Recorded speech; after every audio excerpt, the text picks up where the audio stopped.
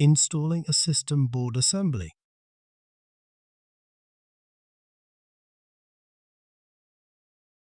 Align the contacts on the system I/O board with the slots on the processor board, and then use both hands to push the system I/O board and slightly insert it into the connector.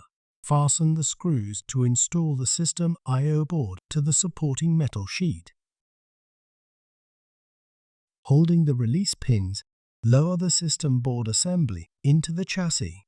Slide the system board assembly to the rear of the server until the system board assembly snaps into position. Install the micro SD card.